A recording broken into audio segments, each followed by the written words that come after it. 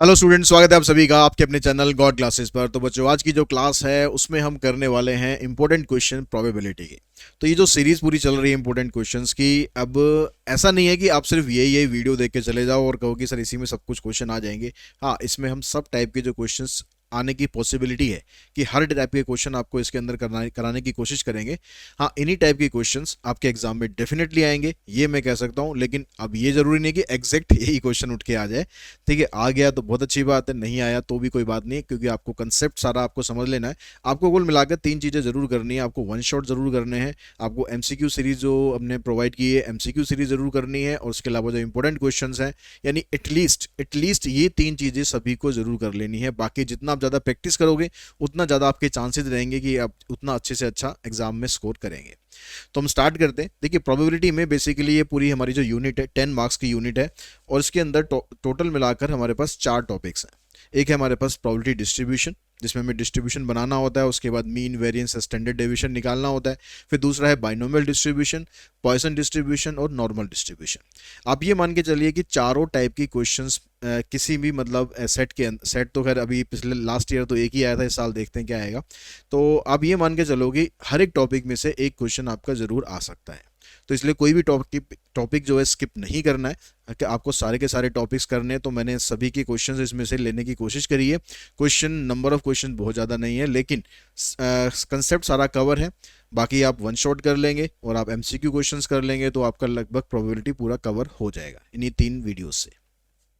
देखिए, सबसे पहला जो क्वेश्चन आपका इस टाइप में आ सकता है कि आपको एक इस तरह से दे दिए, केस स्टडी में भी बन के आ सकता है और ये नॉर्मली भी आ सकता है। केस स्टडीज़ वाली जो सीरीज़ है ना, वो भी जरूर देख लेना, क्योंकि जितनी भी केस स्टडीज़ जिस चैप्टर से बन सकती है वो लगभग मैंने आपको सारी वहाँ पर करा रखी है। तो अब यहाँ पर आपको जब इस फॉर्मेट में देता है तो आपको पहले क्या कर लेना है, इसको जो हमारा नॉर्मल फॉर्मेट है उसमें कन्वर्ट कर लेना है। अब नॉर्मल फॉर्मेट में आप कन्वर्ट करेंगे तो किस तरीके से कन्वर्ट करेंगे,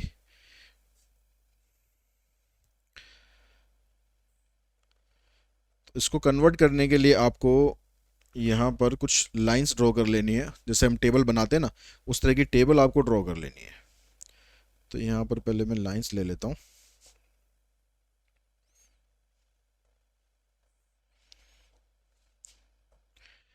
ठीक है, ये आप इस तरह से डिस्ट्रीब्यूशन टेबल बनाएंगे पहले तो।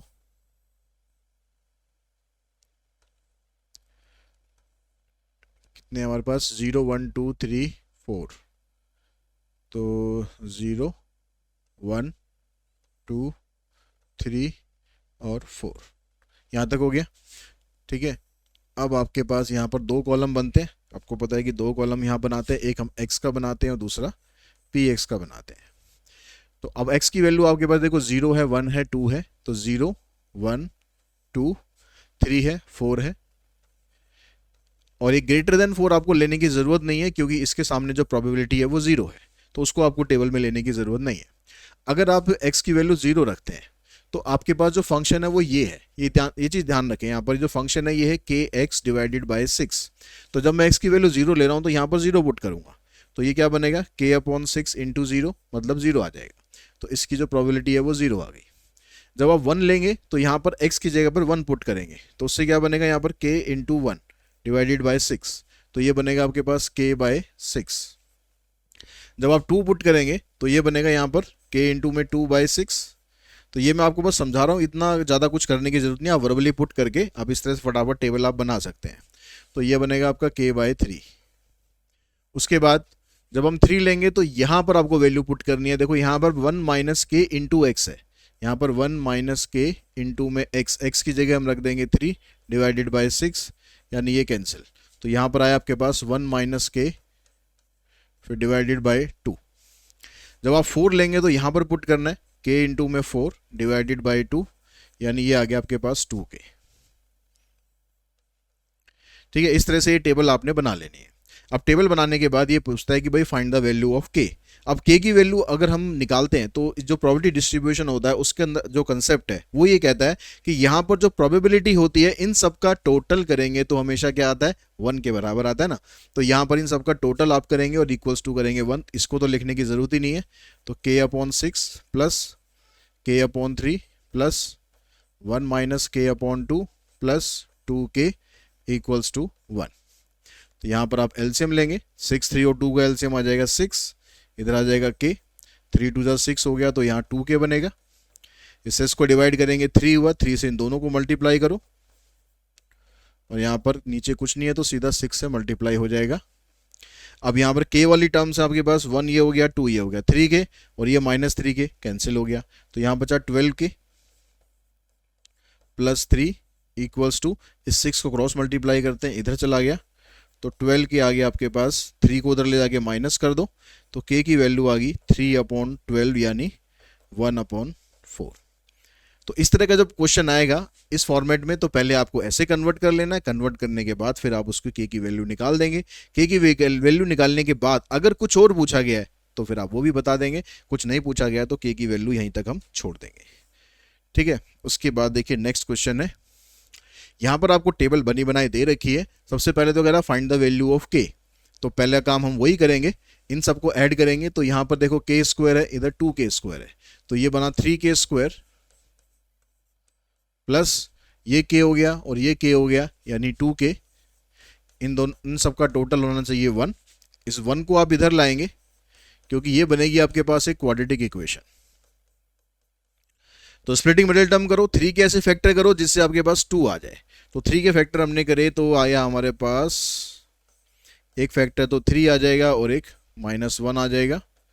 यहाँ से 3k कॉमन आया, k + 1 -1 कॉमन, k + 1, तो एक फैक्टर k + 1 है, एक फैक्टर 3k - 1 है। तो यहाँ से हम k + 1 को 0 रखेंगे और k की एक वैल्यू निकालेंगे -1, और यहाँ से 3k - 1 इक्वल्स टू 0 रख के एक वैल्यू यहाँ से निकाल देंगे, आ जाएगी 1/3। अब k जो है यहाँ पर ये प्रोबेबिलिटी वाले कॉलम में है, हमें पता है कि जो प्रोबेबिलिटी है वो तो नेगेटिव होती नहीं है, तो इसलिए जो ये k इक्वल्स टू -1 आ रहा है ना, इसको आप कर देंगे कैंसिल। ठीक है, यहाँ लिख देंगे k equals to -1 does not exist. तो हमारे पास k की एक वैल्यू रह गई 1/3। तो ये तो आ गया आपके पास फर्स्ट पार्ट, k की वैल्यू आ गई।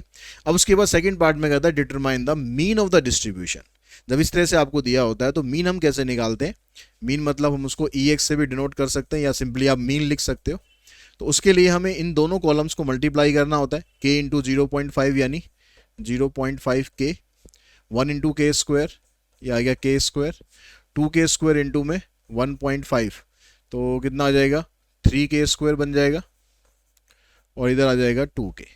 ठीक है, इन दोनों कॉलम्स को आपस में मल्टीप्लाई करके ऐड कर देते हैं, वो बनता है हमारा मीन।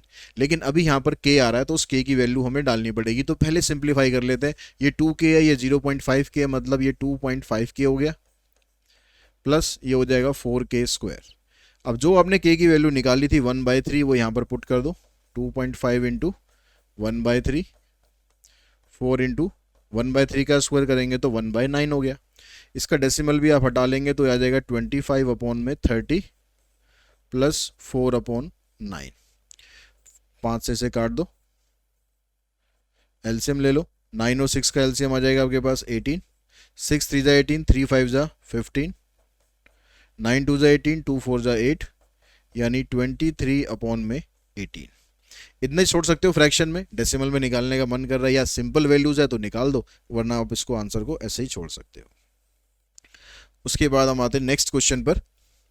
तो एक मतलब क्वेश्चन पॉसिबिलिटी है कि ये जो प्रोबेबिलिटी डिस्ट्रीब्यूशन वाला जो मैंने आपको बताया कि इस तरह का क्वेश्चन एक आने के चांसेस हैं। उसके बाद अब हम यहाँ पर देखते हैं, यहाँ पर कहता है कि out of a group of 8 highly qualified doctors, 8 highly qualified doctors हैं in a Jaipur hospital, 6 are very kind and cooperative with their patient and so are very popular. 6 doctors ऐसे हैं जो बहुत मतलब काइंड हैं और अपने पेशेंट के साथ थोड़ा फेमिलियर रहते हैं, तो इसलिए वो हॉस्पिटल में ज़्यादा पॉपुलर हैं कि भैया ये वाले डॉक्टर ना बढ़िया है। While the other 2 remain reserve, बाकी के जो 2 डॉक्टर हैं ना वो थोड़ा रिजर्व रहते हैं। ऐसा नहीं कि भाई डॉक्टर अच्छे नहीं है, लेकिन नेचर होता है कोई तो 2 डॉक्टर ऐसे हैं जो थोड़ा रिजर्व रहते हैं, ज़्यादा लोगों से घुलते मिलते नहीं है। For a health camp 3 doctors are selected at random. अब हमें एक लगाना है हेल्थ कैंप, उसके लिए हमें 3 डॉक्टर्स को सिलेक्ट करना है। तो find the probability distribution of the number of popular doctors. तो पॉपुलर डॉक्टर्स सिलेक्ट होंगे, इसका हमें प्रोबेबिलिटी डिस्ट्रीब्यूशन बनाना है। अब यहाँ पर जब हमें जो डॉक्टर सिलेक्ट करने हैं, 3 डॉक्टर सिलेक्ट करने हैं, तो 3 डॉक्टर जब हम सिलेक्ट करेंगे तो एक्स की वैल्यू अगर हम जीरो कंसीडर करते हैं तो जीरो कंसीडर करने का मतलब है कि इसमें पॉपुलर डॉक्टर एक भी नहीं है। ठीक है, पॉपुलर डॉक्टर एक भी नहीं है, जीरो का मतलब ये हुआ।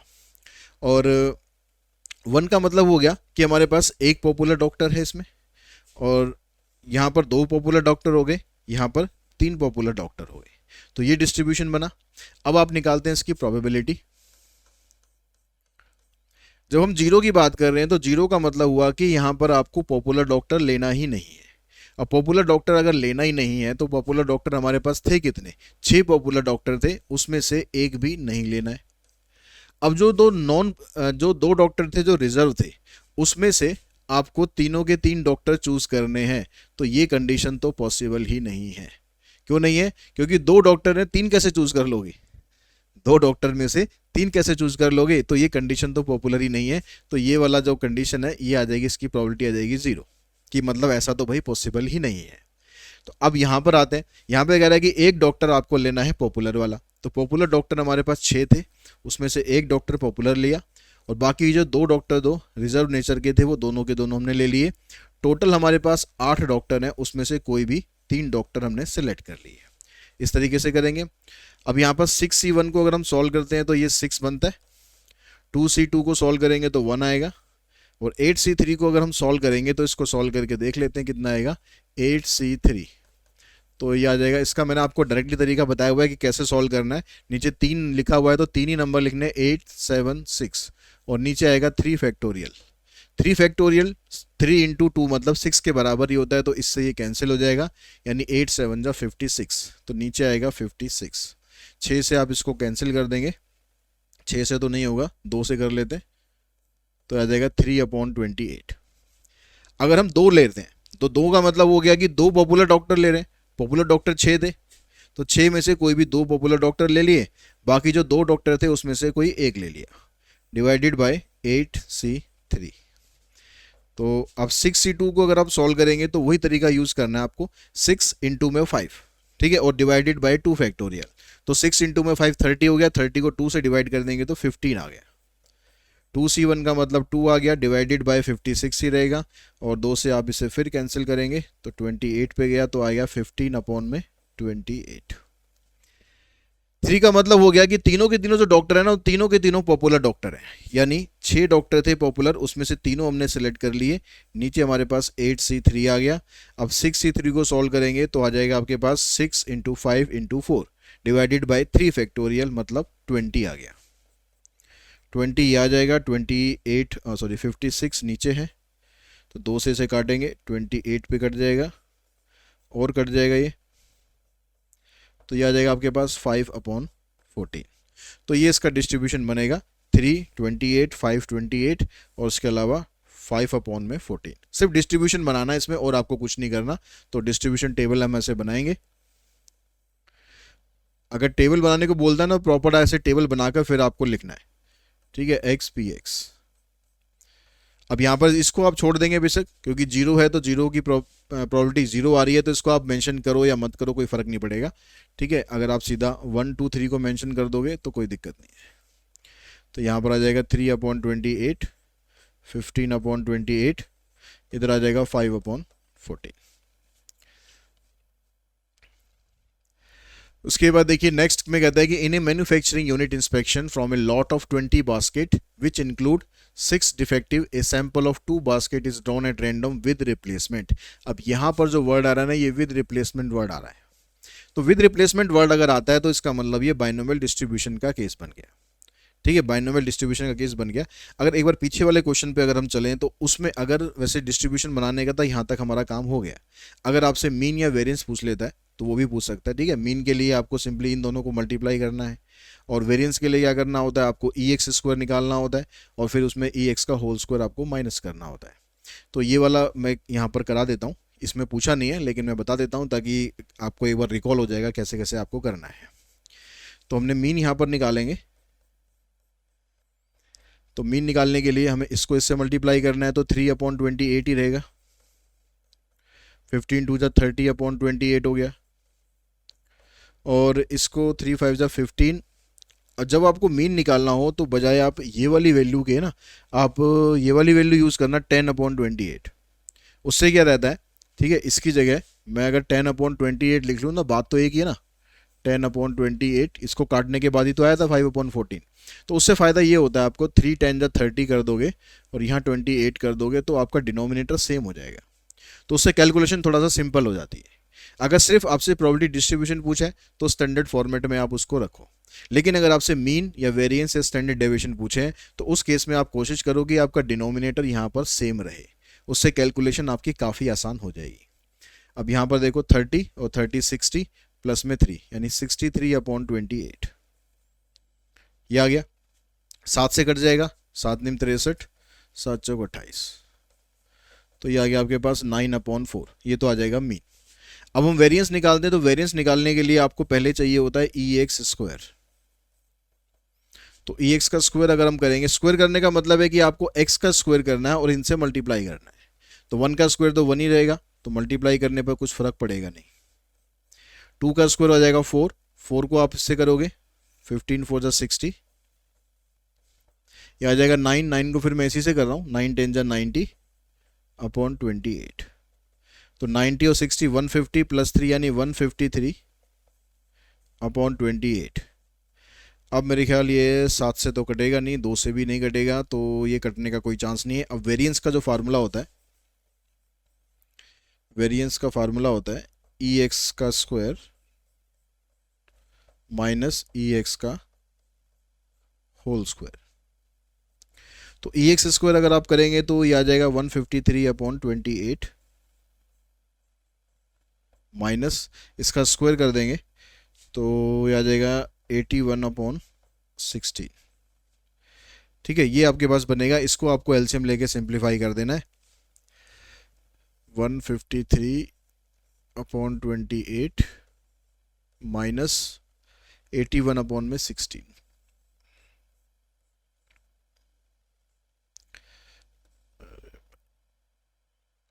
चलो ये 158 है, यहाँ पर पता नहीं लिखा क्यों नहीं जा रहा। ये 16 और 28 का अगर आप एलसीएम निकालते हैं तो मेरे ख्याल 112 इसका एलसीएम आ जाएगा।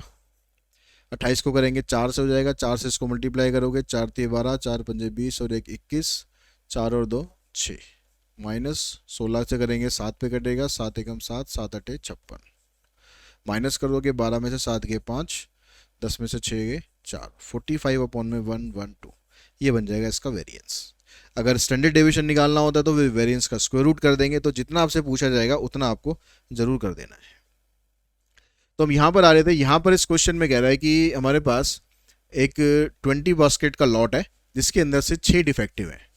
ठीक है, डिफेक्टिव कितनी है हमारे पास 6, और जो नॉन डिफेक्टिव हो जाएंगी कितनी हो जाएंगी 14, क्योंकि टोटल मिलाकर थी 20।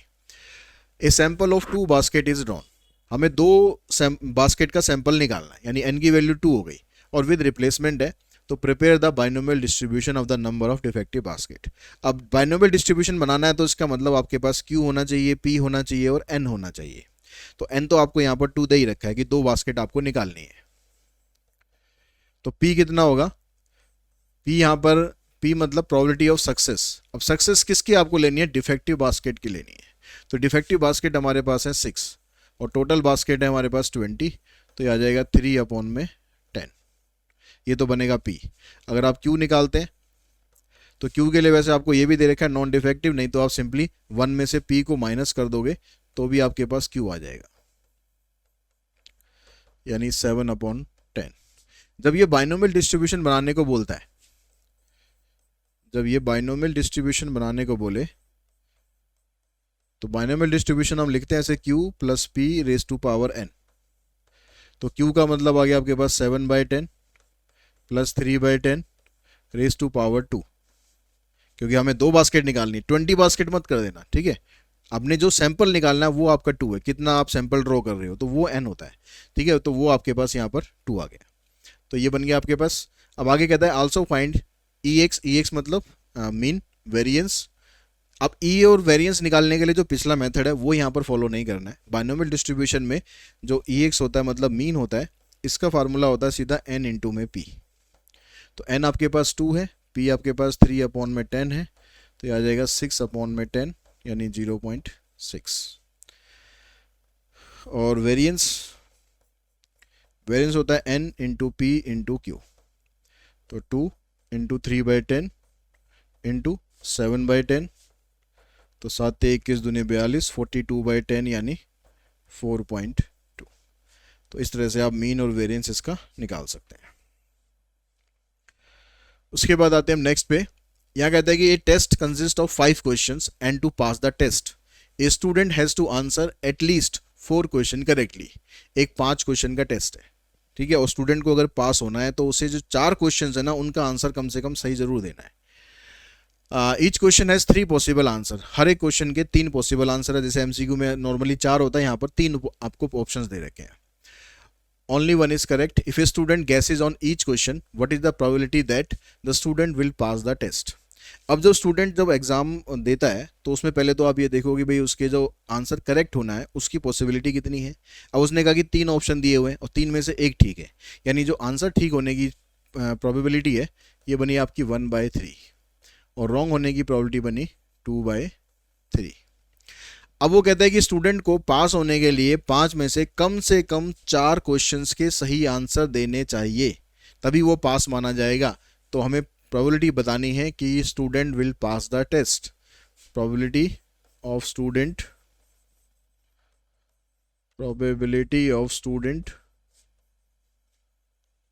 पास द टेस्ट, ये आपको बताना है। तो पास करने के लिए उसे कितना करना चाहिए, वो कह रहा है कि कम से कम 4 आंसर उसके सही होने चाहिए, एटलीस्ट 4। एटलीस्ट 4 का मतलब है कि 4 तो कम से कम सही होने चाहिए, 5 सही हो जाएंगे तो बहुत ही बढ़िया है। तो अब इसको निकालने के लिए ग्रेटर देन इक्वल्स टू 4 का मतलब आ गया, यानी 4 आंसर सही हो या 5 आंसर सही हो, यानी P4 और P5, इसकी प्रोबेबिलिटी आपको फाइंड करनी है। अब क्योंकि ये केस भी बाइनोमियल डिस्ट्रीब्यूशन का है, अब आप कहोगे सर इसमें लिखा तो कहीं है नहीं कि विद रिप्लेसमेंट है, तो बाइनोमियल डिस्ट्रीब्यूशन का कैसे हुआ। तो आपको स्टेटमेंट से समझने की कोशिश करनी है कि ये बाइनोमियल का है या फिर नॉर्मल प्रोबेबिलिटी डिस्ट्रीब्यूशन है, ठीक है। अब यहाँ पर जब आपने पहला क्वेश्चन अटेम्प्ट किया तो उसके आपके पास 3 आंसर थे, ठीक है, उसमें से सही आंसर की प्रोबेबिलिटी 1/3 थी और गलत आंसर की 2/3 थी। जब आपने एक क्वेश्चन अटेम्प्ट कर लिया, जब आप दूसरा क्वेश्चन अटेम्प्ट करने जा रहे हो तो आपके पास फिर से 3 ऑप्शन है, वहां पर भी प्रोबेबिलिटी सही की 1/3 है और क्यू की 2/3 है।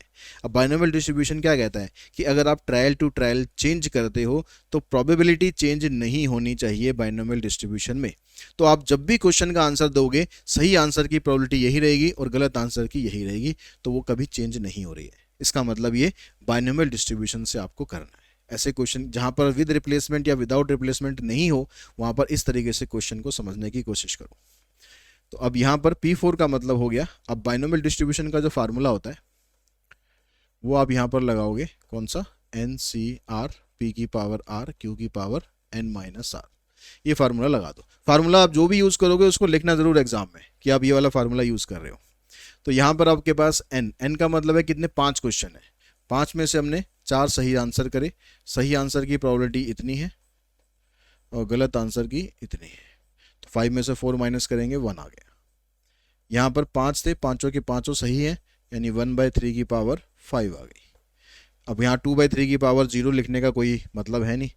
5 से 4 को सॉल्व करेंगे 5 आ जाएगा, यह आ जाएगा 1/3 की पावर 4 इंटू में 2/3 प्लस 5C5 मतलब 1 हो गया और ये 1/3 की पावर 5। ये 3 की पावर यहाँ भी 5 है, 3 की पावर यहाँ भी 5 है, इसको आप निकाल दो कॉमन, अंदर आ जाएगा 5 2 जा 10 प्लस यहाँ से आ गया ये 1, तो ये आ गया 11/3⁵। अब इसको आप ऐसे भी छोड़ सकते हो, कोई दिक्कत नहीं है, पावर ज़्यादा बड़ी है। अगर पावर थोड़ी सी 2 3 तक हो तो आप सॉल्व ज़रूर करो। अगर आप 5 तक की पावर है तो बेशक आप उसको पावर में भी छोड़ सकते हो। टाइम हो तो पूरा सॉल्व कर दो, नहीं हो तो कोई बात नहीं, नंबर इसमें नहीं कटना चाहिए आपका।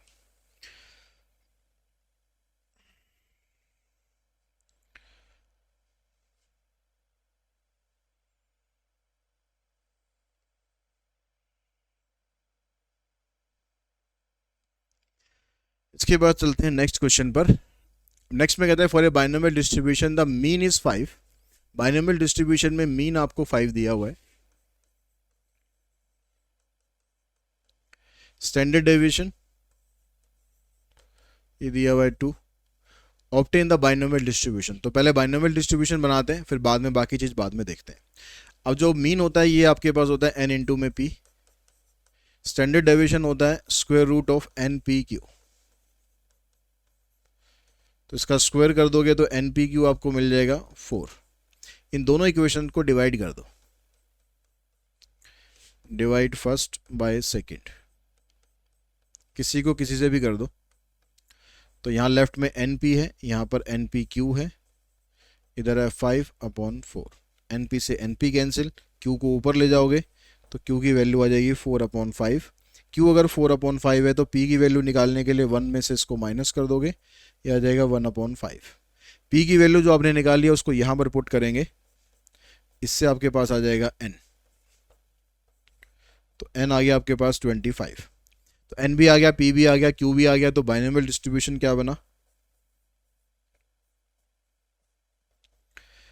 Q plus p raise to power n. फिर आगे कहता है कि hence find the probability of a non zero value of this distribution. इस डिस्ट्रीब्यूशन की नॉन जीरो वैल्यू निकालनी है, यानी जीरो से बड़ी जितनी भी वैल्यू है वो सब निकालनी है। यानी आपसे कह रहा है कि probability of x greater than zero. अब ग्रेटर देन जीरो में आप यहाँ पर एन आपके पास कितना है? एन आपके पास आया 25। तो जीरो से बड़ा यहाँ पर 1 2 3 4 5 6 25 तक होगा। तो इतना सारा क्यों निकालेंगे हम? तो इसमें हम दूसरी अप्रोच यूज़ करेंगे, टोटल में से हम जीरो को माइनस कर देंगे, क्योंकि जिसमें जीरो नहीं आ रहा ना, जीरो से बड़े ही तो आ रहे हैं। तो टोटल जो प्रोबेबिलिटी होती है 1 होती है, 1 में से जो रह गया ना उसको माइनस कर दो। तो 1 में से पी जीरो माइनस करेंगे, यानी 1 माइनस 25 सी ज़ीरो, और p की वैल्यू है आपके पास 1/5, इसकी पावर 0, और 4/5 की पावर 25। तो ये भी 1 हो जाएगा, ये भी 1 हो जाएगा, सिर्फ ये बचेगा 1 माइनस 4/5 की पावर 25। इसको ऐसे ही छोड़ देना, कोई इसको सॉल्व करने के चक्कर में बिल्कुल भी मत पड़ना, चाहे आपके पास कितना भी टाइम हो। ये पावर ऐसी है कि इसको आप ऐसे के ऐसे ही छोड़ देंगे। The probability that the Rohit will hit A shooting target is 2/3। Rohit एक टारगेट को शूट करता है, इसकी प्रोबेबिलिटी 2/3 है, while preparing for an international shooting competition. तो टारगेट को हिट करने की प्रोबेबिलिटी ये है, तो हिट ना करने की प्रोबेबिलिटी बनेगी ये। Rohit aim to achieve the probability of hitting the target at least once to be 0.99। अब रोहित को एक टारगेट उसने अपना सेट किया हुआ है कि मैं कम से कम टारगेट को कम से कम एक बार हिट करूं, इसकी प्रोबेबिलिटी कम से कम 0.99 तो हो। ठीक है, कि वो टारगेट को एक बार वो हिट करे। तो what is the minimum number of chances must he shoot to attain this probability. तो इस टारगेट को अचीव करने के लिए उसको कम से कम कितने चांसेस उसे चाहिए ताकि वो अपने टारगेट को अचीव कर सके, यानी इसमें एन आपको फाइंड करना है। और आपको यहाँ पर दिया हुआ है कि probability of hitting the target at least once is 0.99। ठीक है, इससे ज़्यादा भी मतलब हो सकती है, तो आप यहाँ पर ग्रेटर देन का साइन ले लो। तो 0.99 जो प्रोबेबिलिटी है इसकी 0.99 भी हो सकती है, उससे ज़्यादा भी हो सकती है। ठीक है, ग्रेटर देन और इक्वल्स टू। अब यहाँ पर इसकी जो वैल्यू हम निकालेंगे, तो इसकी वैल्यू निकालने के लिए ये वाला पार्ट जैसे हमने पिछला तरीका यूज़ किया था, 1 में से हम माइनस कर देते हैं 0 को, क्योंकि इसमें 0 इंक्लूड नहीं है, 1 2 3 4 5 6 ये इंक्लूड है। इसका हम डेसिमल हटा देते हैं। तो 1 माइनस इस 1 को उधर ले जाओ, और यहाँ पर P0 को फार्मूला लगाओगे तो NC0। P कितना हमारे पास 2/3 की पावर 0, 1/3 की पावर n। इधर से आ जाएगा आपके पास ये, तो ये 1 हो गया, ये 1 हो गया, यहाँ रह गया 1/3 की पावर n, आ जाएगा -1/100। माइनस माइनस दोनों तरफ से अगर हम हटाते हैं तो उस केस में इसको मैं ऐसे लिख देता हूँ, साइन इसका चेंज हो जाएगा। अब n की वैल्यू निकालनी है तो इसको रेसिप्रोकल करते हैं, और रेसिप्रोकल आप करेंगे तो उसमें फिर दोबारा से साइन चेंज हो जाएगा। तो n की वैल्यू कम से कम कितनी होनी चाहिए कि हमारा जो इसकी जो वैल्यू है वो 100 या उससे ज़्यादा आ जाए। ठीक है, 100 या उससे ज़्यादा आ जाए। तो n की वैल्यू हमें पता है कि भाई n की वैल्यू अगर हम यहाँ पर 4 करेंगे तो ये बनता है 81, लेकिन अगर हम 5 करेंगे तो ये बन जाएगा 243, और ये वैल्यू 100 से ज़्यादा होती है। ठीक है, तो यहाँ पर दिखा देंगे देयरफॉर n इज एटलीस्ट 5, यानी कम से कम 5 होना चाहिए, बाकी 5 6 7 जितना मर्जी हो, लेकिन 5 जरूर होना चाहिए। नेक्स्ट क्वेश्चन है, इसमें कहता है कि dice throw again and again until 3 5s are obtained. एक डाई को आपको फेंकना है जब तक आपके पास 3 बार 5 ना आ जाए। ठीक है, जब तक 3 बार 5 आपके पास ना आ जाए तब तक फेंकना है। तो find the probability of obtaining the third 5 in the 7th throw of the die. अब यहाँ पर ये लाइन अक्सर बच्चों को बड़ा कंफ्यूज कर दी है। ये वाला क्वेश्चन ऐसा क्वेश्चन है जो कई बार मेरे से पूछा गया है कि सर इसमें करना क्या है। तो यहाँ पर जो ये नीचे की लाइन है ना, इस पर थोड़ा सा आप ध्यान दो। Find the probability of obtaining the third 5 की बात कर रहा है, और कौन से थ्रो में? 7th थ्रो में। यानी जब मैं डाइस को थ्रो कर रहा हूं तो मैं जब 7वीं बार थ्रो करता हूं तो मेरे पास 3 5 आ जाते हैं। अब इसका एक मतलब क्या हुआ कि जो पहले हमारे पास 6 थ्रो थे, तो पहले हमारे पास 1 से लेकर 6 थ्रो थे, ठीक है, और एक ही हमारे पास 7वां थ्रो है। तो मैं जब ये कह रहा हूं कि जो 7वां थ्रो है इसमें मेरे पास थर्ड वाला 5 आ जाता है, थर्ड 5, यानी तीसरी बार 5 इसमें आ जाता है। तो इसका एक मतलब ये हुआ ना कि जब मैंने पहली 6 बार थ्रो किया था तो मेरे पास इसमें 2 बार 5 आ चुका था, 2 5, इसमें 2 बार 5 आ चुका था, तभी तो तीसरी बार यहां पर हम काउंट करेंगे ना।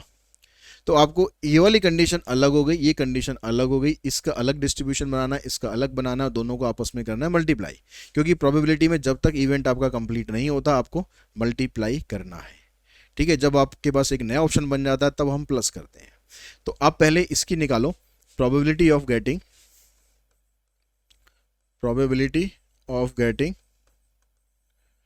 2 6s 2 5, यहाँ पर 5 हो 6 हो 4 हो कुछ भी हो, बात एक ही है। Probability of getting 2 5 in first 6 throw. तो हमने 6 बार थ्रो किया, ठीक है, और उसमें से 2 बार हमारे पास 5 आ गया। 5 आने की प्रोबेबिलिटी क्या रहेगी, उसको हम दे लेते हैं P। अब हम डाई को जब थ्रो करते हैं तो 5 आने की प्रोबेबिलिटी एक ही बार होती है, यानी 1/6, ना आने की हो गई 5/6। तो हमने 6 बार थ्रो किया और 2 बार हमारे पास 5 आया, और P की वैल्यू यहाँ पर 1/6 है, इसकी पावर आ जाएगी 2, और 5/6 की पावर आ जाएगी 4। तो 6C2 को अगर आप सॉल्व करेंगे तो ये बनेगा आपके पास 6 पंजे 30, फिर उसका आधा कर दो यानी 15, 1/6 की पावर 2, 5 की पावर 4 हो जाएगा 625/6 की पावर 4।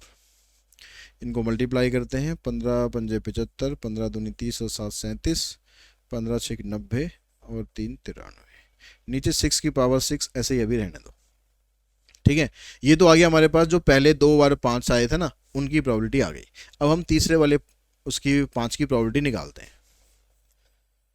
तो probability of getting third 5 in 7th throw. अब इसका जो नाम है वो 7th थ्रो है, मतलब हम 7वीं बार फेंक रहे हैं, लेकिन थ्रो तो वो एक ही काउंट होगा ना। थ्रो तो एक, पहले 6 का तो अलग हो गया, पहले 6 का तो अलग हो गया भाई, हमने इन 6 में से दो बार हमने 5 निकाल लिए तो अलग हो गया। अब जब हम 7वीं बार थ्रो कर रहे हैं तो ये थ्रो तो एक ही बार है, तो एक बार थ्रो करने पर 5 आने की प्रोबेबिलिटी होती है 1/6। अब इस प्रोबेबिलिटी को और इस प्रोबेबिलिटी को दोनों को आप ऐड कर दो तो आपके पास बन जाएगा probability of getting 3 5 in 7th throw, third 5 in 7th throw.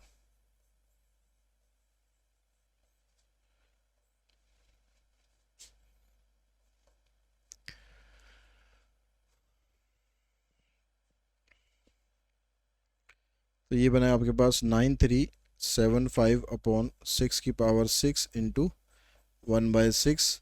Answer आ गया 9375/6 की पावर 7। बस ऐसे ही छोड़ दो, 6 की पावर काफ़ी ज़्यादा है तो यहीं पर आप इसे छोड़ सकते हो।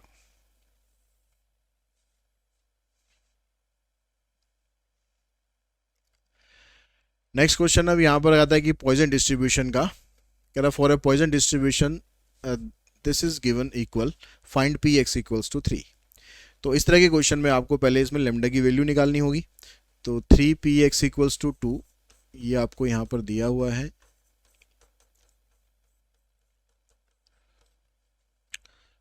तो पॉइजन डिस्ट्रीब्यूशन का जो फार्मूला है वो लगाएंगे e की पावर माइनस लैम्डा, लैम्डा की पावर r होती है, r की वैल्यू यहाँ पर 2 है, डिवाइडेड बाय 2 फैक्टोरियल।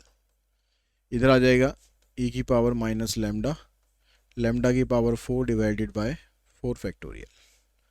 तो यहाँ से ये कैंसिल हो जाएगा, लेमडा स्क्वायर से ये स्क्वायर कैंसिल हो जाएगा, और ये आ गया आपके पास 3/2 आ जाएगा लेमडा स्क्वायर अपॉन में 4 इंटू 3 इंटू 2।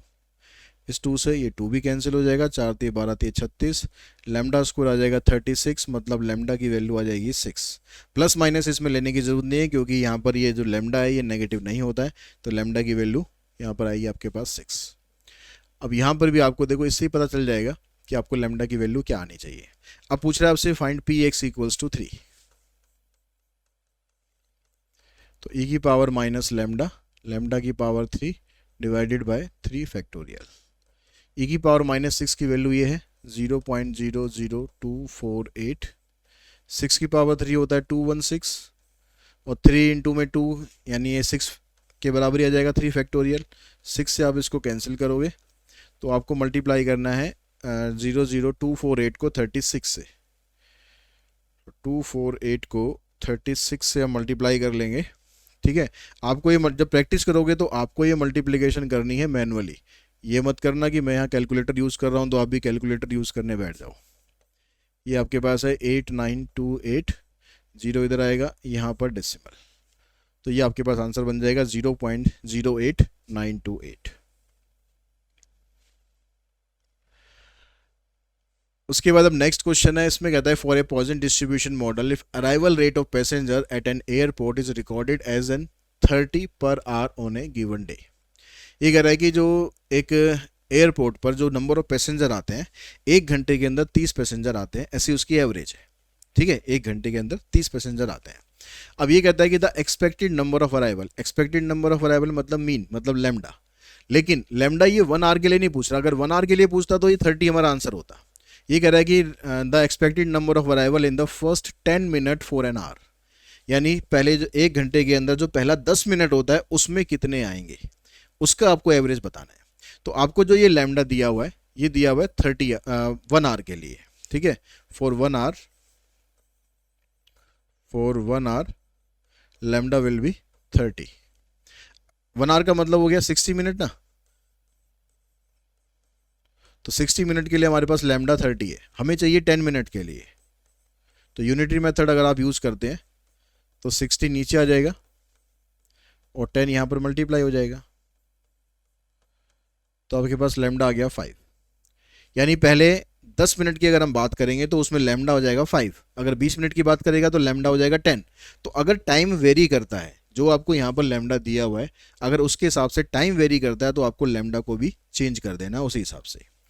अब नेक्स्ट जो सेकंड पार्ट है, इसमें कहता है the probability of exactly 4 arrival in the first 10 minute. जो पहले 10 मिनट है उसके अंदर 4 अराइवल होते हैं, इसकी प्रोबेबिलिटी क्या होगी।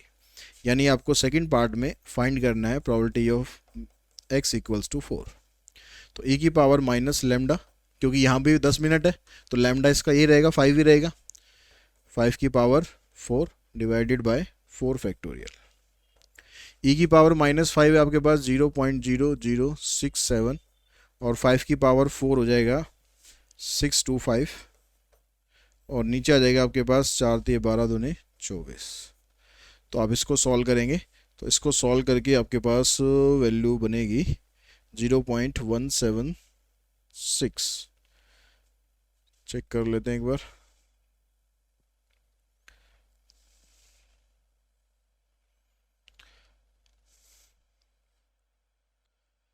Zero point 0067 into 625 divided by 24, तो 0.174।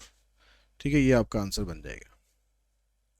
उसके बाद इसमें एक पार्ट और दिया हुआ है, इसमें कहता है द प्रोबेबिलिटी ऑफ 10 और more arrival in an hour given that there are 8 arrival in the first 10 minutes of that hour.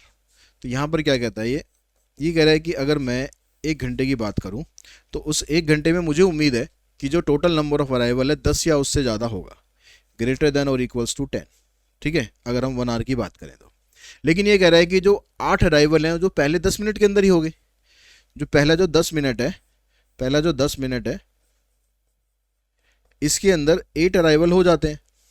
तो जो मेरे पास ये वैल्यू थी, अब मैं बाकी के 50 मिनट में कितना एक्सपेक्ट करूंगा? मेरे को उम्मीद थी कि भाई 1 घंटे के अंदर 10 या उससे ज़्यादा लोग आएंगे। तो पहला जो 10 मिनट है उसके अंदर ये 8 लोग आ गए, तो इसका मतलब है जो बाकी का 50 मिनट है उसके अंदर मुझे उम्मीद है कि 2 या उससे ज़्यादा लोग आ सकते हैं। तो आपको अब इसके हिसाब से बतानी है प्रोबेबिलिटी यहाँ पर, ठीक है। तो आपको 50 मिनट के लिए लैम्डा निकालना पड़ेगा। तो लैम्डा कितना आ जाएगा? जब हमारे पास 10 मिनट का लैम्डा 5 था, तो 50 मिनट का कितना हो जाएगा? ठीक है, 10 को यहाँ पर 5 से मल्टीप्लाई करूँगा तो 50 हो जाएगा, तो यहाँ भी 5 से मल्टीप्लाई कर देंगे, तो लैम्डा हो जाएगा 25 फॉर 50 मिनट्स। या आप सीधा एक की वैल्यू निकाल लो भाई, 1 मिनट में जो आएगा 1/2 आएगा, तो 50 मिनट के अंदर कितना आ जाएगा? 25 आ जाएगा। ठीक है, तो इसके हिसाब से आपने लैम्डा तो निकाल लिया, अब आपको चाहिए इसकी probability. Probability of x greater than और इक्वल्स टू 2, ग्रेटर देन और इक्वल्स टू 10 नहीं लेना, 2 लेना है। ठीक है, अब इसमें आप e की पावर माइनस लैम्डा, फिर लैम्डा की पावर 2 डिवाइडेड बाय 2 फैक्टोरियल। तो अब यहाँ पर e की पावर -25 की वैल्यू नहीं दे रखी है, तो आप उसको ऐसे रहने देंगे। Sorry, greater than equals to 2 है, इक्वल्स टू 2 नहीं है, तो इसमें आपको फिर वही अप्रोच यूज़ करनी पड़ेगी। तो 1 में से आपको माइनस करना पड़ेगा P0 और P1 को, ठीक है, क्योंकि ग्रेटर देन है। तो P0 का मतलब e की पावर माइनस लैम्डा और 25 की पावर यहाँ पर 0 डिवाइडेड बाय 0 फैक्टोरियल, इधर आ जाएगा e की पावर -25, 25 की पावर 1 डिवाइडेड बाय 1 फैक्टोरियल। अब e की पावर -25 कॉमन निकाल देना, यहाँ पर आ जाएगा 1, इधर 25 डिवाइडेड बाय 1 फैक्टोरियल 1 ही रहेगा, यानी 25 आ जाएगा। तो 25 + 1 26, तो आंसर आ जाएगा 1 - 26 इंटू में e की पावर -25।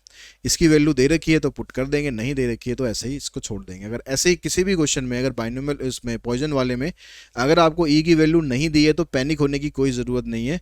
आप सिंपली अपने आंसर को e की पावर में छोड़ देना, ठीक है, वहाँ पर आपको नंबर पूरे मिल जाएंगे अगर वैल्यू नहीं दी हुई है तो परेशान मत होना कि वैल्यू नहीं दी रखी, अब क्या करें, वहाँ एग्जामिनेशन हॉल में टेंशन में आ जाओ, ऐसा कुछ मत करना।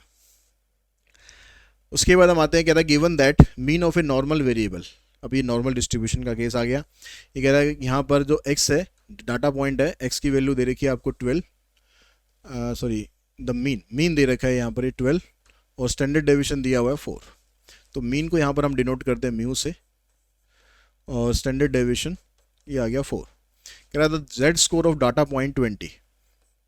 डाटा पॉइंट मीन्स x की जो वैल्यू है वो 20 है, तो आपको z की वैल्यू बतानी है। फार्मूला ये रहता है x minus mu divided by standard deviation.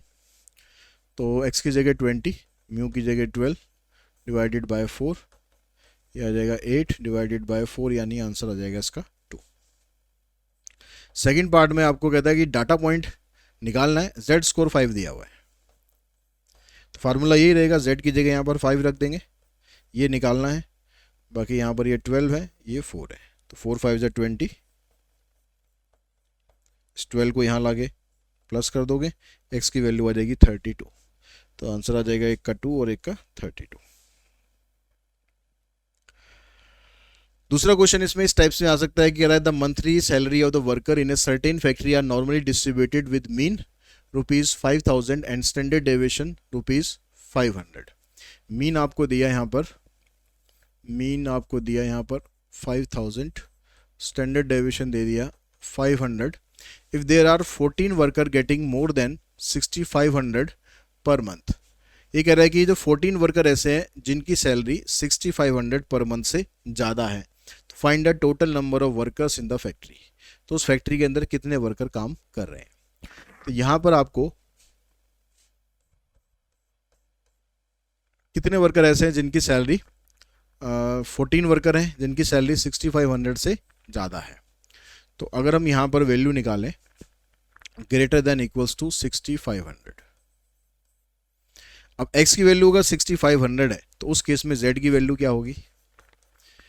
तो x की जगह 6500 माइनस 5000 डिवाइडेड बाय 500, तो ये आ जाएगा आपके पास 1500 डिवाइडेड बाय 500, यानी ये आ गया आपके पास 3। तो आपको probability in term of z ये चाहिए ग्रेटर देन और इक्वल्स टू 3। अब ग्रेटर देन इक्वल्स टू 3 को हम कैसे लिखते हैं, हम इसको ऐसे लिखते हैं 1 माइनस एफ ऑफ 3, ऐसे लिख सकते हैं। अब ये जो f ऑफ 3 है, अगर आपको इसकी वैल्यू डायरेक्टली दे रखी हो तो आप इसकी वैल्यू पुट कर दो। वैसे यहाँ पर वैल्यू लिखी नहीं हमने, लेकिन वैल्यू इसकी आपको मिलनी चाहिए क्वेश्चन के अंदर। हम फिलहाल बुक में से लिख लेते हैं इसकी वैल्यू क्या आ रही है।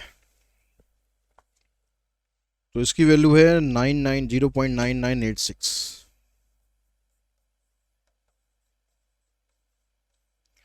तो 1 में से इसको माइनस करो, 10 माइनस 6 4, 9 माइनस 8 1 0 0.0। तो ये आपके पास प्रोबेबिलिटी आ गई उन वर्कर की जिनकी सैलरी 6500 से ज़्यादा थी। अब इसने पूछा है आपसे the total number of worker in the factory. तो हमने मान लिया कि let total worker in factory be x।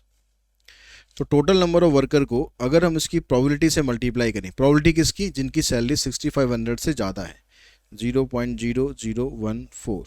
तो ये जो प्रोबेबिलिटी है आपके पास, इसकी जो वैल्यू है, जब हम टोटल नंबर को उसकी प्रोबेबिलिटी से मल्टीप्लाई करेंगे तो हमारे पास नंबर ऑफ एम्प्लॉय आ जाएंगे। और नंबर ऑफ एम्प्लॉय आपको दे रखा है इसने 14 वर्कर है, तो यहाँ पर आ जाएगा 14। इसको आप नीचे ले जाओ, इसका डेसिमल हटा लेते हैं पहले। 14 डिवाइडेड बाई 10,000 इक्वल्स टू 14। 14 से 14 कैंसिल हो जाएगा, 10,000 इधर आ जाएगा, तो x की वैल्यू आ जाएगी 10,000।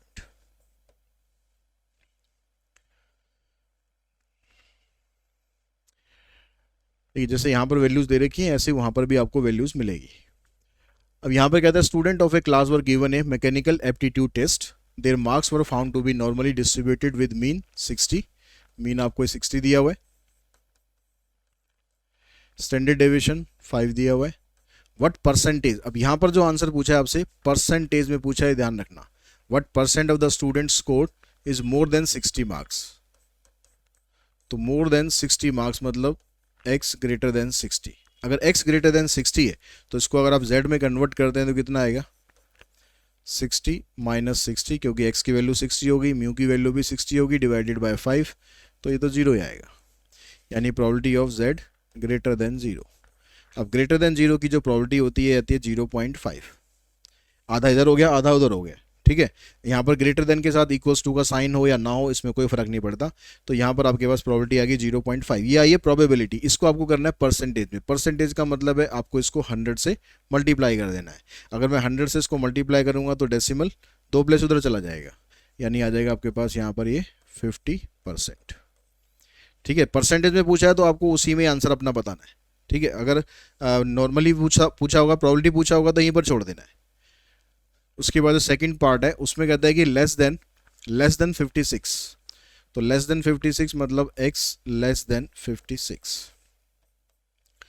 तो अब इसमें 56 के हिसाब से अगर आप वैल्यू निकालते हो तो z की वैल्यू क्या बनेगी, 56 माइनस 60 अपॉन में 5, तो आ जाएगा -4/5 यानी 0.8। ठीक है, -0.8। तो ये आ गया आपके पास x लेस देन -0.8। अब यहाँ पर आपको जो वैल्यू दे रखी है ना वो ऐसे दे रखी है, तो उसको थोड़ा एक बार फिगर से समझो ये क्या पूछना चाह रहा है आपसे। तो ये जैसे आपके पास नॉर्मल डिस्ट्रीब्यूशन हो गया, -0.8 यहाँ पर हो गया, इससे ये लेस वाली वैल्यू पूछना चाह रहा है, इधर वाली वैल्यू ये पूछना चाह रहा है।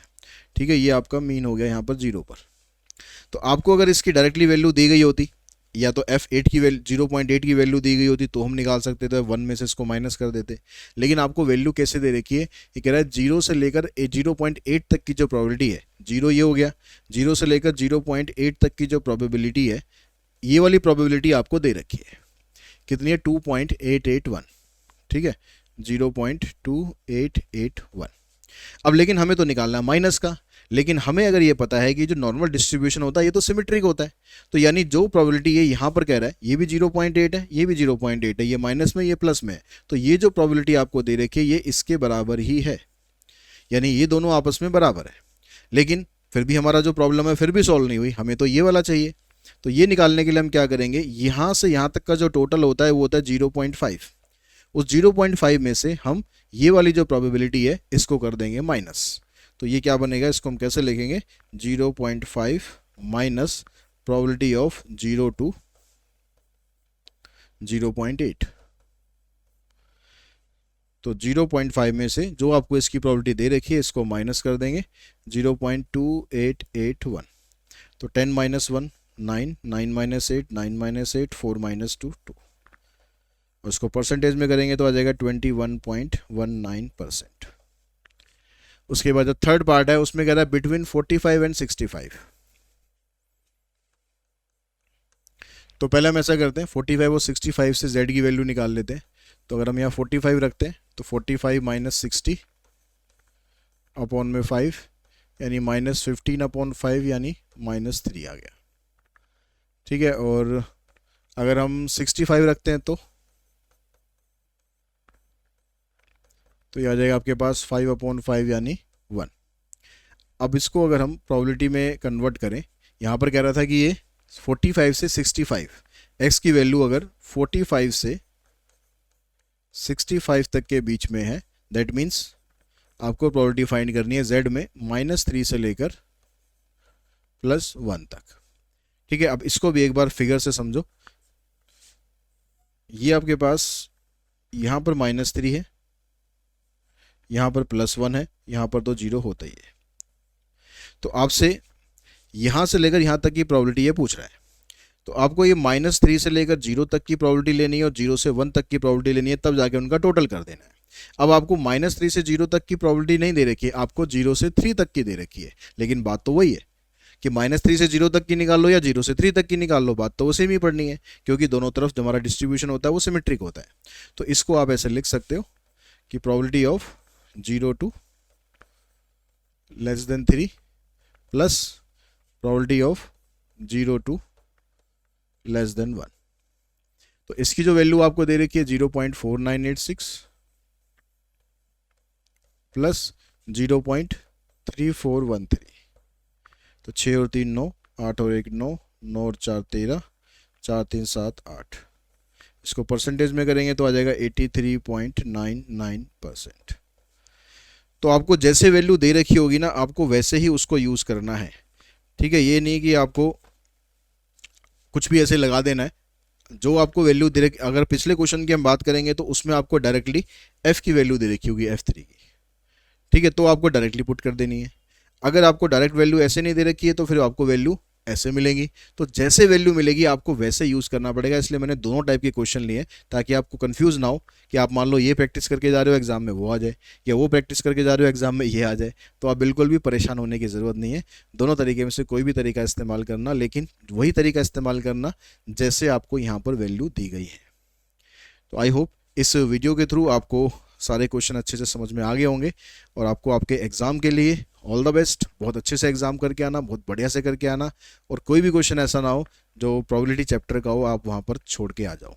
ये सारा कुछ करने के बाद, और जो मैंने पहले बताया था आपको, one shot MCQs, case studies, ये सब सीरीज कर लोगे तो कोई भी क्वेश्चन ऐसा नहीं होगा जो आप वहाँ पर समझ ना पाओगे या क्वेश्चन हमें करना कैसे है। तो आज की इस वीडियो में इतना ही। Thanks to all of you.